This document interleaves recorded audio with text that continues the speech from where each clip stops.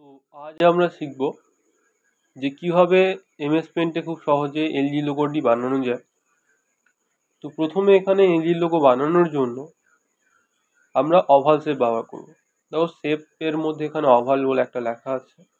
এই শেপটিতে ক্লিক করার পর নিচে আসব, মানে পেজের মধ্যে আসার পর শিফট প্রেস করে আমরা একটা সার্কেল ড্র করব। সার্কেলটা নিজেদের প্রয়োজন মতো বড় ছোট করে নেবে।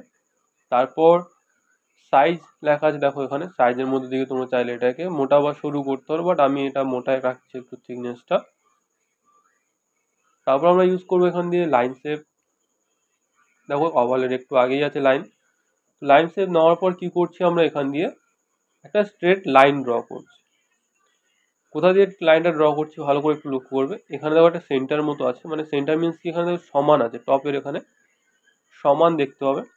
এই সমান পোর্শন থেকে কি করছি, নিচে দিয়ে একটা লাইন ড্র করছি। তারপর এখান দিয়ে কি করছি, সেটা আবার ডান দিকে ছোট মতো নিয়ে যাচ্ছি, বেশি দূর নিয়ে যাবো না, হালকা একটু হবে। তারপর আবার কি দেখো রাইট সাইড এই জায়গাটা একটু সমান দেখতে হবে। এখান দিয়ে একটা শিফট চেপে লাইন ড্র করছি, যেটা এই পর্যন্ত যাচ্ছে। যখন এরকম ড্র হয়ে যাচ্ছে, তারপর আমরা ইউজ করবো ইরেজার টুল, অ্যান্ড যে পোর্শনটা আমার প্রয়োজন নেই সেটাকে মুছে দেবো। তো আমি এখান দিয়ে হালকা মুছে দিলাম এখান দিয়ে, অ্যান্ড কি করছি, এখান থেকে এই পোর্শন পর্যন্ত মুছে দিচ্ছি, এবং এটাই কি করছি, হোয়াইট কালার দিয়ে দিচ্ছি। তারপর ফের একটা ওভাল শেপ নেব, নিয়ে এখানে ড্র করবো একটা ছোট্ট মতো ওভাল। বা চাইলে এটাকে আমরা সাইড করে নিতে পারি হালকা, প্রয়োজন মতো তোমরা সেট আপ করে নেবে। তারপর কি করছো, শিফট চেপে আর একটা বড় সার্কেল ড্র করবে, ওর তুলনায় একটু বড় হবে।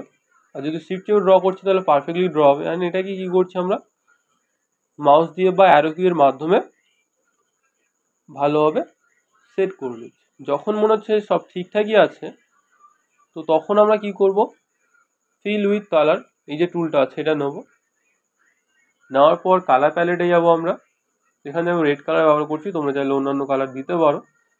তো নেওয়ার পর কি করছি, আমরা এখানে ফিল করে দিচ্ছি।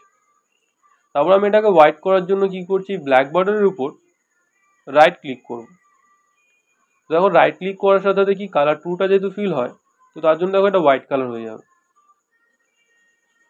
যখন এই পর্যন্ত কমপ্লিট হবে, তারপর আমি কি করছি, একটু আমি এটাকে সরিয়ে নেবো, হালকা সরিয়ে নিলাম আমার প্রয়োজন মতো। তোমরা চাইলে ওখানে রেখে কাজ করতে পারো, সমস্যা নেই। কালার ব্ল্যাক নিলাম। এখন টেক্সট বলে একটা অপশন আছে, টেক্সট টুলটা নিচ্ছি, নিয়ে একটু বড় মতো আকারে ড্র করছি। তো এখানে আমরা অলরেডি কি হচ্ছে, সাইজটা বড় আছে, যদি না থাকে তোমরা এখান দিয়ে বড় ছোট করে নিতে পারো। এবার আমি এখানে লিখবো কি, এল জি।